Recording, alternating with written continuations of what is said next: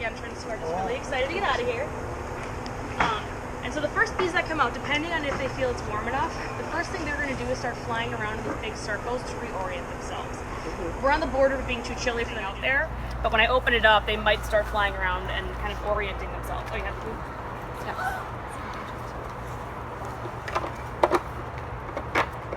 It's good for them when they first get into the environment, unless there's like a really bad, like unless it's really cold or unless it's really like there's nothing for them out there in nature. It's better for them to discover the area and then start feeding them inside if you feel like it's necessary. Otherwise, they might become too reliant on it, having it there. You kind of want them to find a water source nearby. All right, first step is the front door. So hopefully it's warm enough they'll start flying around a little bit.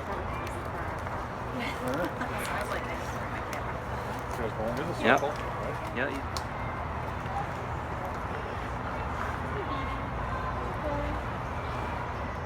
Alright, so bees are built out. Now you can see some of the markings. These have markings on them from previous years.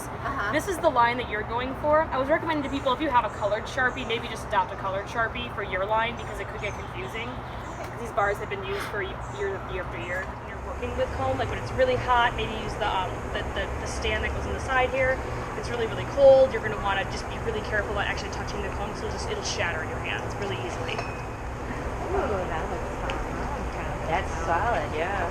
So we put in, when you start off hives, we put in full bars so that they have a lot of space to work with. Did they make that hole or did you? They make the holes. So this could be. Well, it just looks so perfect in the center. Yeah. They use it like in winter. They'll use it as a pathway through. So sometimes they just have them in the hive no matter what. So this bar in the back here, they haven't done a whole lot with. There is some nectar in here. So if you look up here, where it's shiny, it's like recessed in, it's a little bit shiny inside the comb. That's nectar they're pulling in. The shiny stuff. Oh, yeah. And then see these little pockets where it's colored? That's the pollen. Yeah, that's the bee bread. So once it's in here, they mix it with nectar and they pack it into the cells, and that's the bee bread. The reddish stuff. The pinkish. Yep. Yeah. What's the cap? That's not cap. It's not capped. That's the pollen. That's the pollen. Yeah. So it's kind of usually that's recessed in. We'll see it capped up in a minute or two. And then that's mostly what's on this one. So they're using this one as pantry. They don't have any babies in here quite yet. And that's one of the end ones, anyway. So yeah, this is the one they'll be moving into. So this is the front of the hive. The bulk of everything they have is right here, and they're going to be moving this way. So she'll be moving this way to start filling this one up. Do we need to decide which way is going the opening? I think this way. From the foliage that I'm seeing, I feel like this way is the best way for the opening to go. Okay. Because there's a lot of space over and here. it kind of seems like that's how you're orienting everything. Yeah. That's the opening. That's the entrance, and this is the entrance. And then, like, if they are flying around doing the orientation dance, when they fly back to here, they're going to go to that spot. But if that isn't there anymore, or there's no bees in it, they'll eventually scent this entrance here. It's harder right now because of the weather. They might not do it immediately. They will scent this entrance, so they'll know to come back to here. And each hive has a different entrance in the scent, a different scent in the entrance. So if you have 3 hives next to each other and they accidentally fly to the other one, they'll smell it's the wrong one and then move on until they find theirs. Some people do little like color coding things in the entrance to help the bees, but usually they find their way just fine. Side entrance they found over there.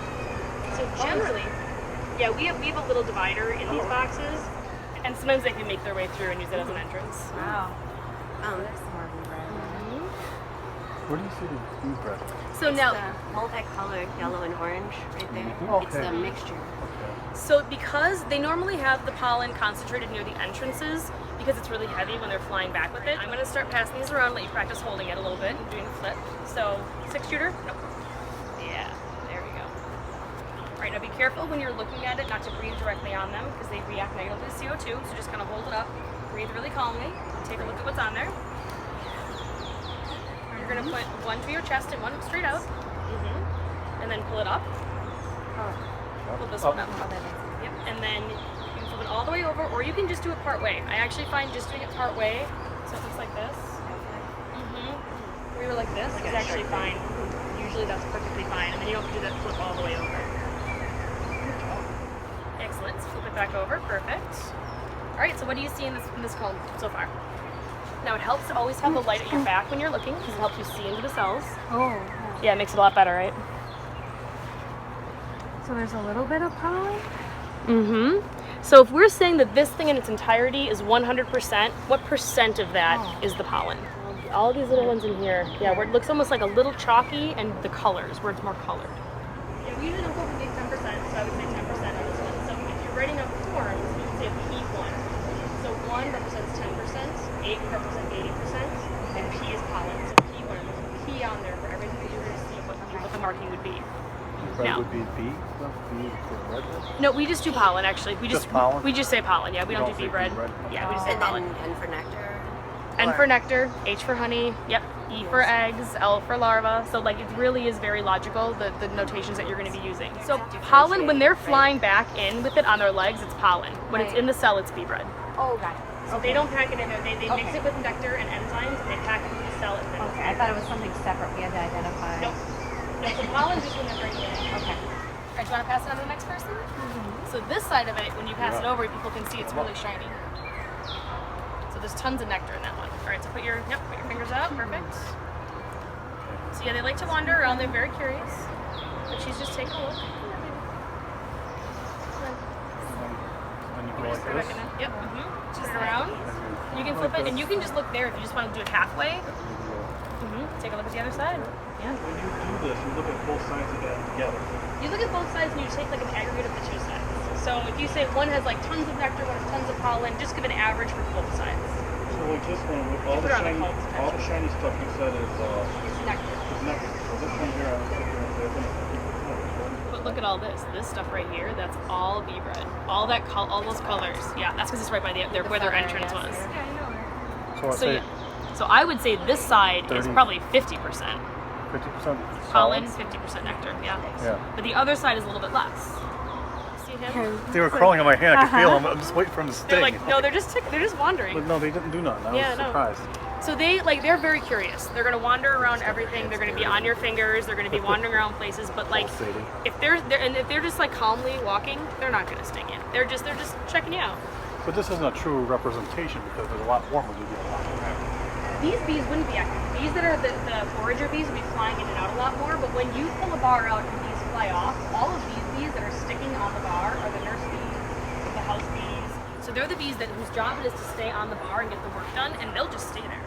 So if you were to, let's say, pull a bar and bring it over and put it on a table and have kids take a look at it, They're still gonna be in. these bees are just going to stay on here. All the bees that fly away are going to fly, and then the ones that are house bees that just stay stationary will just stay on the bar. And you can pull it off to the side really easily. I'm going to pull off some drones for you all.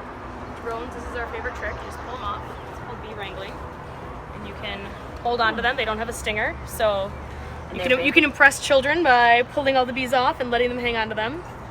So drones have I'm sure your parents would love that.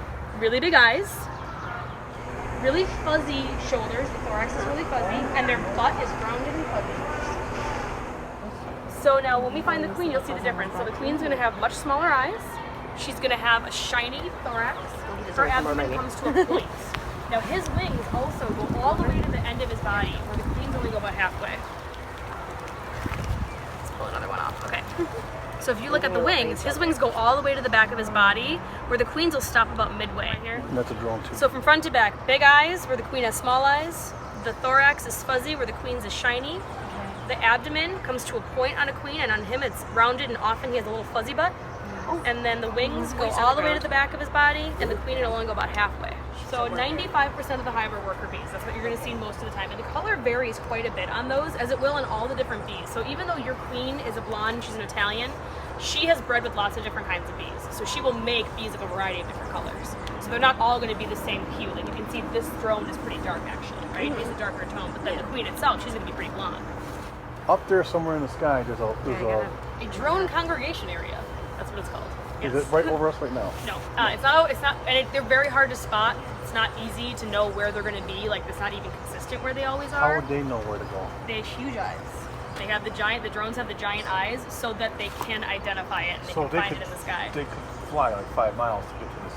They could. I don't think it's that far, but it depends. I mean, if there were a lot of bees in this area, chances are there's going to be a drone congregation area nearby. So now you're going to have 2 different hives in this vicinity. So that's great. It's better for that to happen because if they do end up breeding, you want them to breed with each other. You don't want this hive to breed with her own. If there's a new queen here, you don't want it to breed with the drones from this hive. So you want it to be the drones of a different hive. So it's always beneficial to have more hives in an area. But yeah, the drone congregation areas are like somewhat mysterious still in beekeeping. People don't necessarily know why they congregate in certain areas. They don't know necessarily when, but the drones know, and they'll leave new queens up there to be mated with. All right, so why don't you put it inside, and I'll show you the bee bumping, which isn't going to be super necessary because they're not really in the way. But perfect. So I one second, I realized this one went in wrong. Went in backwards. I'm going to flip that there really quick. There we go. Do a little flip there. So go ahead and bring that one in. Now the things you want to notice, you want to make sure that it is even on both sides. And after you set it down, you can put 2 fingers on each side of it, and then you can use those to kind of set it, yeah, like that. So you can move it over the rest of the way that way. Okay, guys. So you're gonna make sure the side touches because there's no bees over here, right? And then slowly, yeah, they move it right out of your way, but you would just do a really slow circle or an up and down motion to get them to shift over. All right. Let's pull the next one off.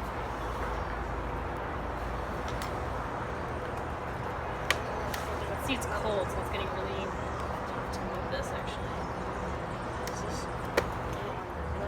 Oh, look at that. There's all kinds of eggs too, right? Yep, so this is the brood.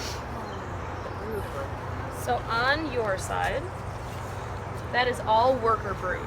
It's going to be flat, it's papery in appearance, and the color gets darker the longer it's in there. Think of it like toast. When you first start toasting bread, it's going to be white, and then the longer it's in there, it gets darker and darker and darker. So the darker the brood is, you can tell how soon it's going to hatch out of there. Oh. So even on this bar, you can see there's a variation in how light to dark it's getting.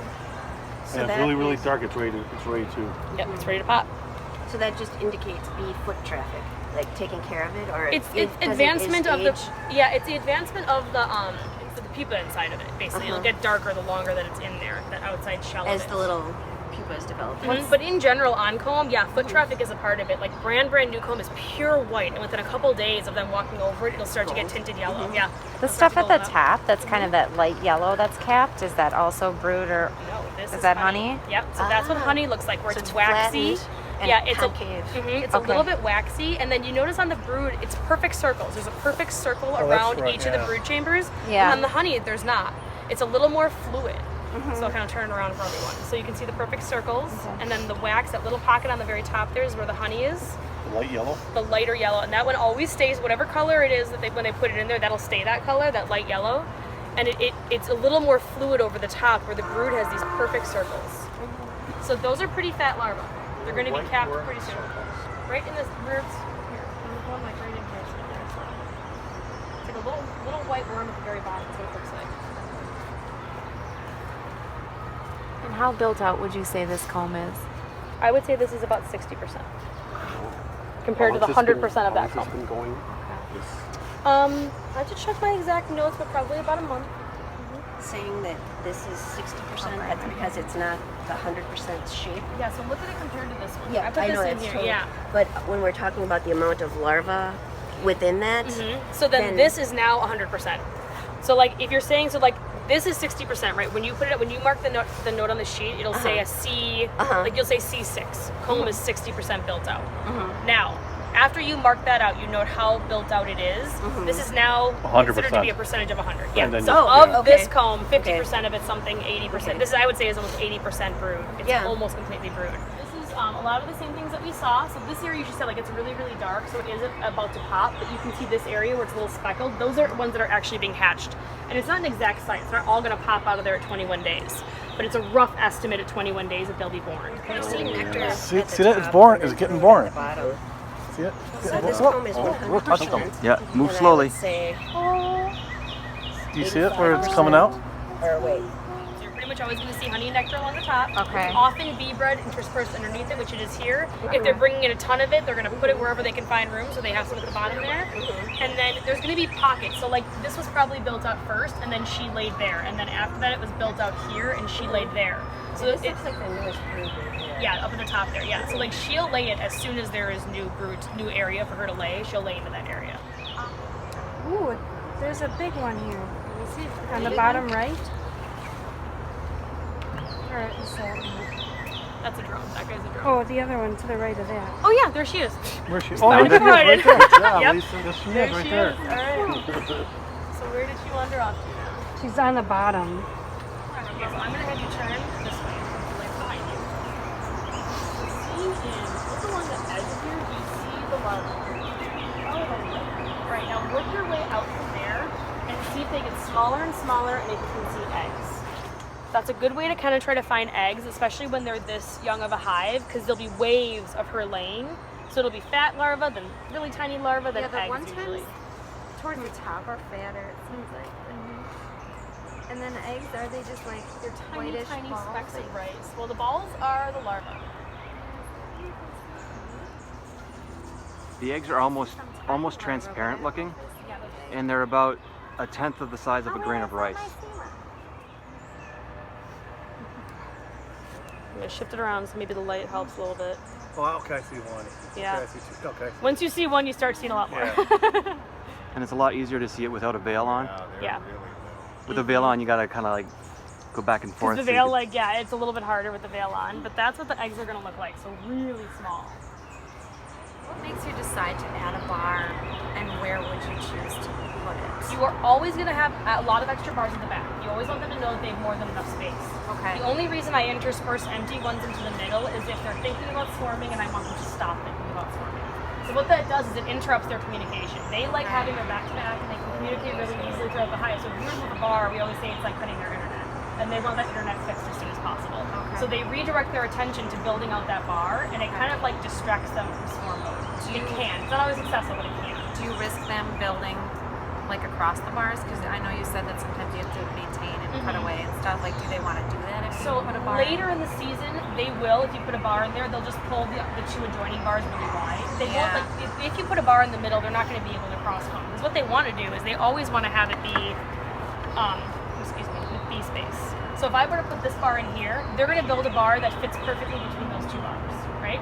Unless it's getting to a season where there's a huge honey flow and they want to bring in tons of honey right away. What they're going to instead is take this bar and build it really wide into that space. They'll fill it as wide as they can if the space is available. Now, what's more of a concern is when, like, let's say they're building this one out.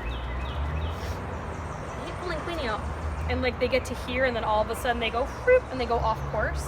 What happens is the next bar will be even more off course and then more and then more and then more. A small variation gets much, much bigger the further into the hive you get. So if you see that they're here and they started just like veering off course there, just fix that. Just put it right back. You can just cut it and move it over. Yep. Because then if you see that small change now, it's not going to turn into a bigger problem later. So like mid-season, I would like probably mid-June or mid-July when they're out of swarm mode completely usually, I would kind of stop putting that bar into the middle because they're more likely just to make these huge, epically big bars. And you can just kind of nudge them over a little bit. Well, when you put that last one in there, then you got to scoop everything forward. Yes. So what you do when you're inspecting, you're always going to inspect from the back to the front.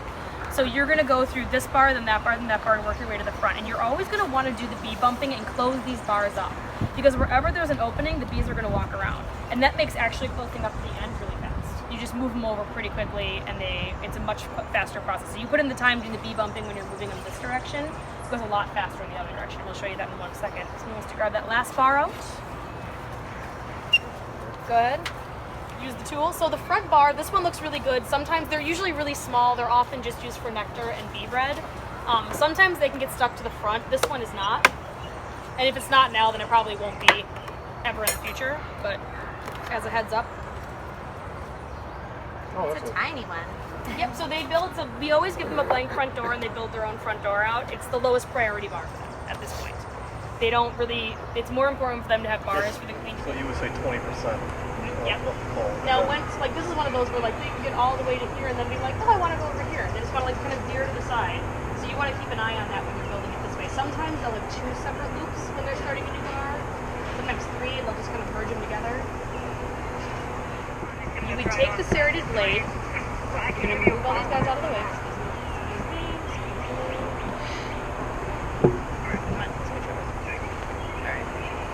And you're going to put it flat, so it's pretty much flat against this, and then go in upwards motions. So kind of put it there, and then shave in an upward motion. All the way across it.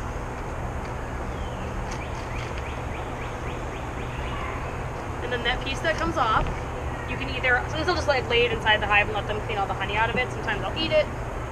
Depends on the mood. The baby's gotta go. always in the upward motion. This is the kind of blade that you can go in both directions, but when you're pushing down, sometimes it gets out of control a little bit more, so I like shaving upwards. And then any extra comb like that you can just pull off if you ever see anything going kind of unruly. Plus you're pulling it to the wood, so it's got less chance of breaking it loose. Now, if I'm going to take this piece and do the other repair where I'm cutting it off, I'm going to notch it into the side here. I'm going to take the small paring knife, and I'm going to decide at what point it veers off course. So for me, that's right about here, right? You can see where it kind of like starts going off course. So I'll pick from that point, and I'm going to cut in at a slight angle, because this is a triangle, right? You can see the triangle of this, the top bar. I'm going to cut in at a slight angle all along there. This gets very messy if there's honey on this comb. Now you can either decide to just shift it over like this, which when it's malleable is a lot easier to do.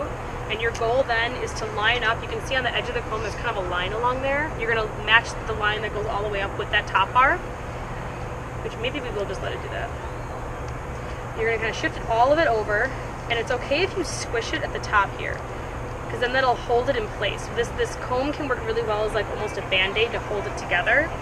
I might even take, is that piece of wax that I just pulled off? So this wax that's right here that I pulled off from shaving, I can mash it together until it gets a little bit more malleable, and then put it on the end here and squeeze these two together, and that'll like hold it in place so it won't veer back over again. So we'll leave that repair there, and then even though this comb looks really damaged, they'll totally clean it up, and they'll tidy it up, and they'll make it what they need it to be again. So we just took that slight veer and then evened it over. Now this shouldn't impact this one at all, because this one is veering this way as well slightly. What it will do is hopefully make them build this out to the proper length, and then from that point on, all the comb will be the right length. Does that make sense? Okay, at least once a year.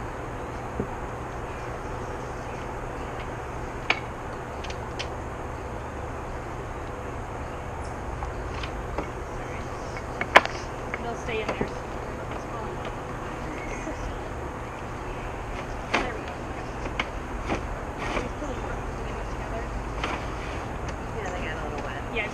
So they should be able to be shifted back and forth pretty easily. I'm going to leave it about like this. Just a little bit of extra air coming in, but not too much. And that should be enough for them until it gets warm.